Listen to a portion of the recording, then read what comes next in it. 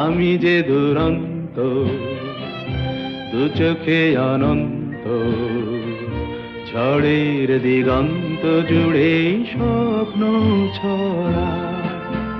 তুমি তো বলনি মন্দ, তবু কেন প্রতিবন্ধ? তুমি তো বলনি মন্দ, তবু কেন প্রতিবন্ধ?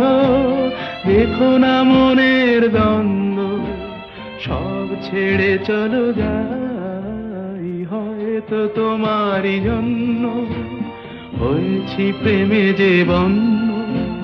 জানি তুমি অনন্য, আশার হাত বাড়াই।